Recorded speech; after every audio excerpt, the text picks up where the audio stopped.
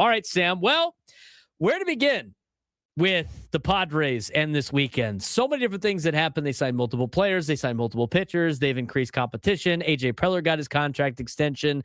John Seidler and Eric Grubner met with the media, kept reassuring a lot of questions that the Padres aren't moving. I mean, so much to unpack, but what a wild weekend it was for you out there in Peoria, Sam.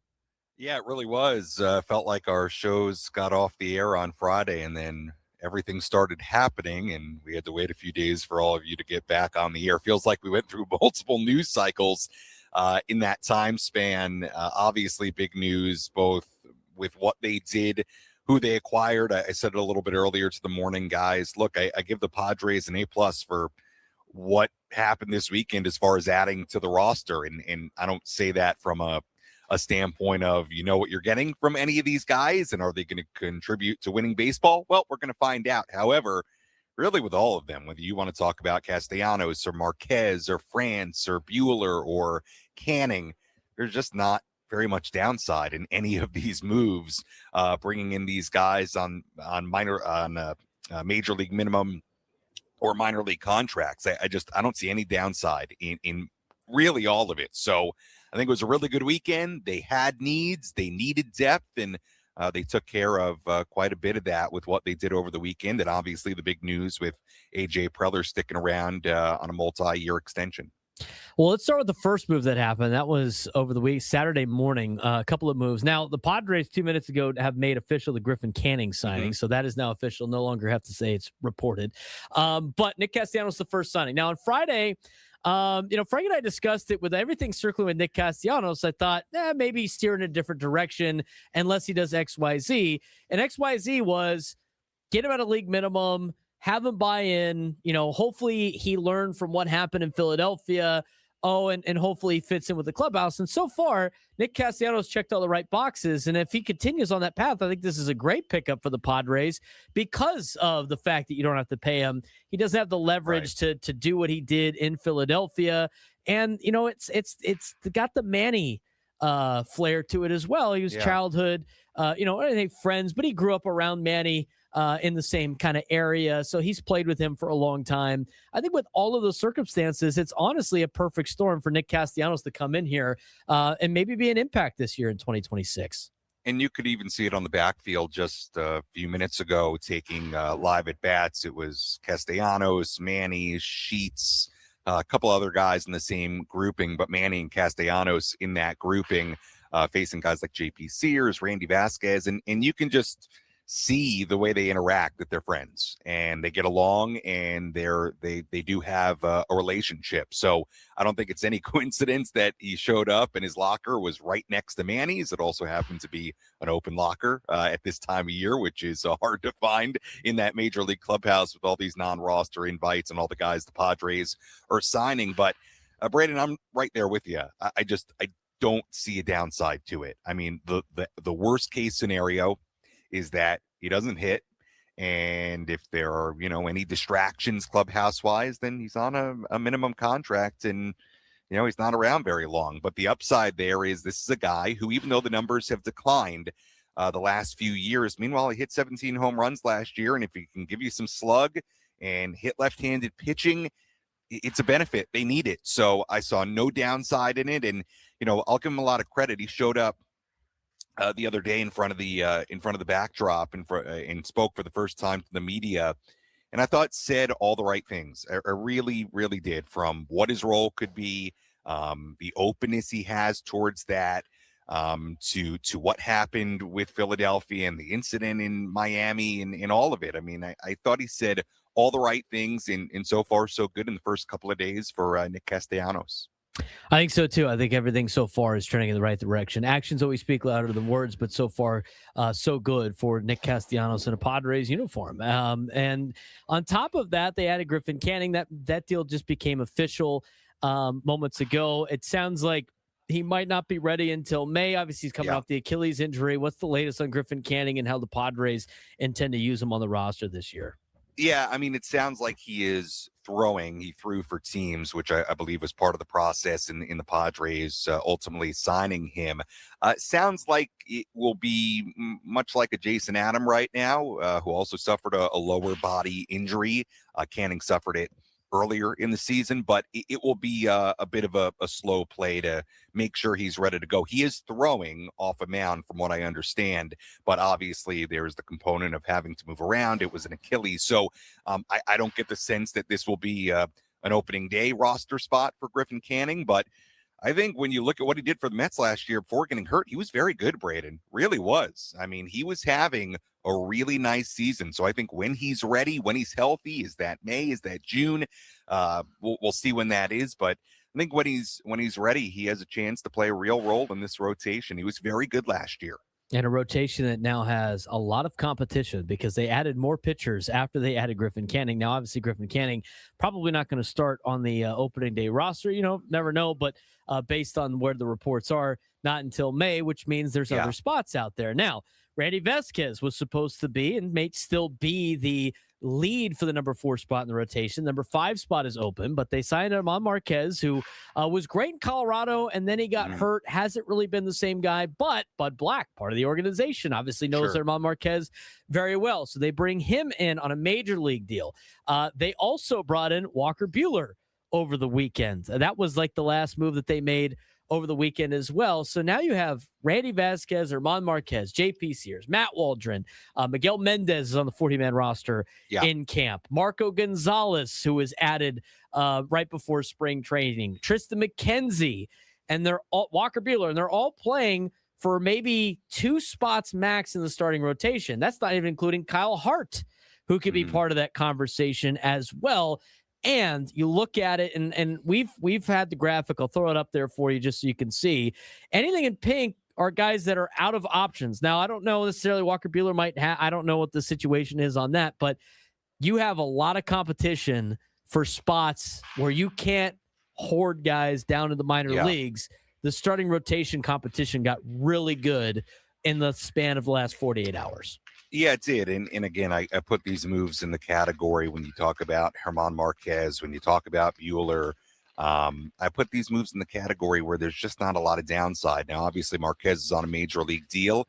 I haven't even seen him yet, so I'm not going to assess whether I think he has the inside track to the final rotation spot, although you could make that argument based on his time in the major leagues and his contract. But what I thought was interesting is it started to make me think a little bit, and even, I didn't even really think about Randy Vasquez and his options and what that situation was entering spring. But then you go look at it, and to your point on that nice graphic, which Frank, I assume, excuse me, my throat is so dry from the Arizona air, which I assume Frank made. Did he make that? No, Frank? I made that, actually. Oh, you made that, Braden. Good for you. Oh, thank you. It's a nice graphic, but to your point, Randy Vasquez is out of options. And I asked Craig Stammen about it today, how that affects Randy, these guys getting signed, and seemingly the competition for these rotation spots really starting to get crowded. And the sense I got from Craig today was it doesn't affect Randy much.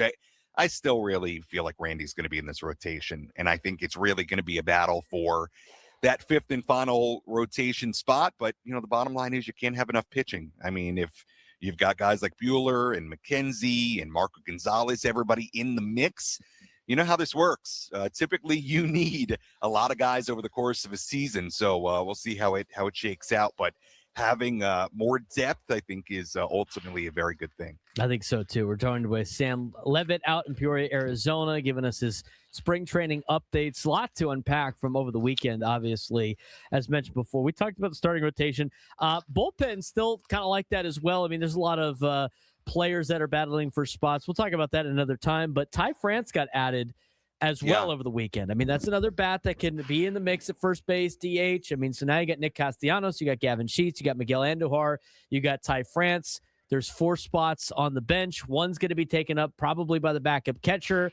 What's Sung Moon Song's role now on this team? Is he guaranteed a spot with the sign that he had? And again, it opens up the door for more competition. Oh, by the way, we forget, or at least I forget, maybe you don't. Jose Miranda is part of this team as well. He is also part of the conversation. He is. But the competition, I think, is there. And the difference is it's not guys that are about to be 38, 39, 40 years old. These guys are in their young 30s battling for spots on a really good team. Yeah. Gotta love the competition. Yeah, you know what? And just to build on your point of that, the minute they signed Castellanos, I saw, all the comparisons to, the moves for guys like Gurriel and Hayward last year. And I just don't put it in that category at all. Different. I mean, I think Castellanos, number one, is younger. Number two is it's still at a very different point in his career to me, based on what he's done the last couple of years than those guys were. So I really push back on that this is kind of one of those signings. I think this is quite different. I really do. And look, with Ty France, he's going to have an opportunity. I think if he can be versatile positionally, like there was talk today about him obviously playing some first base, but also like, can you work him in at second? Can you work him in at third? Like, can he spell a Jake Cronenworth? Or could you have, if he's on the major league roster, a day where Cronenworth is playing first and France is playing second? Like, I think the more he can be versatile defensively will probably help him, but he's going to be in the mix. I mean, he's had good stretches in his major league career. Obviously, this is an organization and a place that is really familiar to him, which I think helps him. So we'll see. But I like it. They need depth all the way around. And these guys, whether it be France or who they added on the pitching side, it provides that. And I think Ty's going to have a good chance to be in the mix here for sure. Let's talk about a couple of other moves, obviously, and one of them was being A.J. Preller got his contract extension. We knew it was only a matter of time. Obviously, that's good news for the Padres organization, a lot more stability. They didn't announce the years as to A.J. Preller's discretion. But that being said, I think the best news out of this was, and because you were there filming all of this for our social media accounts, the players' reaction. I thought the players reacted like one of their teammates got a contract extension. You don't see that in a lot of areas in Major League Baseball. I don't think Bryce Harper, now who knows? I don't think Bryce Harper would do that with Dave Dombrowski right about now either. What a difference, right? I think it shows a big difference. Yeah. Yeah, it's funny you brought that up. Somebody brought that up to me today, what Bryce Harper said over the weekend about Dave Dombrowski and the comments he made, and it really is a stark difference when you look at that situation and then you look at the way that guys talked about AJ, both in the lead up to the extension and then afterwards. I mean, to hear what Manny said, to hear what Tatis said, to hear what Jake Cronenworth said. Look, I get it in the sense that they are guys who want to win, who don't, when you think about a team hanging around at the trade deadline, you don't think that guys like Manny and Tatis, that they love the fact that they can rely on a guy like AJ to go out and trade prospects and go get what they need. And he's not a guy who's going to blink at that at all and want to hang on to guys. Like, look, has AJ been perfect in his career? No, and no GM is. But the last couple of years, the work he's done, and I think especially the fact that undoubtedly he aggressively wants to win and win now. I think that's why you hear these guys talk about him the way they do. They know they've got a GM who clearly the way he operates is he wants to go for it and be aggressive and win now. And when I think you talk about the stars on this team, that's the kind of guy they want. They don't want to be at July 30th and have a GM who, is trying to build a system and is not going to move guys to help a team. And AJ over and over shows he'll do that. Talking with Sam Levitt live from Peoria, Arizona, as we get to our spring training salmon. We'll talk again with Sam on Thursday. Last thing for you. I mean, Eric Grouper and John Seiler met with the media. Too many questions, in my opinion, on the relocation of the Padres. They have said multiple times that a new owner is not going to move the team.